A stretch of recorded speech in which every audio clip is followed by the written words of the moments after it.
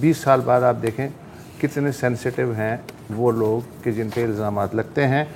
BBC ने एक documentary तैयार की, इंडिया द मोदी क्वेश्चन। ये 2 पार्ट्स में डॉक्यूमेंट्री है, एक 18 को चला, रिलीज़ हुआ, एक 24 को पार्ट चला।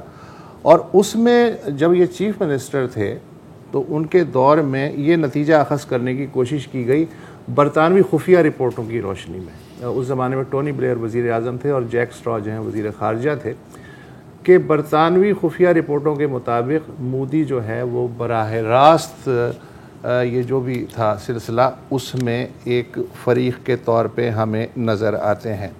इस फिल्म के मुताबिक मोदी ने सीनियर पुलिस अफसरों से कहा कि वो अपने काम से काम रखें और इस तशद्दुद का मकसद हिंदू अक्सरियती इलाक़ों को मुसलमानों से खाली करवाना था।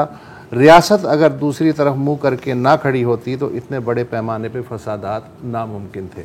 ओवर सेंसिटिविटी का ये आलम है कि यूट्यूब क्या और ट्विटर क्या हर जगह उन्होंने एमरजेंसी इख्तियारात इस्तेमाल करते हुए ये फ़िल्म हटवा दी।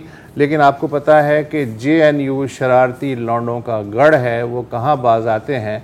उन्होंने एक मज़ाहमत का ये BBC की फ़िल्म इस्तारा बन गई है और यूनियन ऑफिस में जो है देखने की कोशिश की गई तो इंतज़ामिया ने बिजली काट दी। इसके अलावा केरला की यूनिवर्सिटियों में भी यही कुछ हुआ और आंध्रा की जो नेशनल यूनिवर्सिटीज़ है उससे भी ये ख़बर आ रही है और लोग चोरी छुपे शेयर भी कर रहे हैं और तफरी भी ले रहे हैं। करण थापर आप जानते हैं, एक बहुत ही सीनियर सहाफ़ी, आजकल यूट्यूब चैनल चला रहे हैं, कहीं उन्हें बेचारों को काम नहीं मिल रहा, वायर में के लिए या दूसरों के लिए काम कर रहे हैं। उनका एक बड़ा मशहूर इंटरव्यू था मोदी साहब से और मेरा ख्याल है मोदी साहब ने उसके बाद इस तरह से किसी को इंटरव्यू नहीं दिया, तौबा कर दी।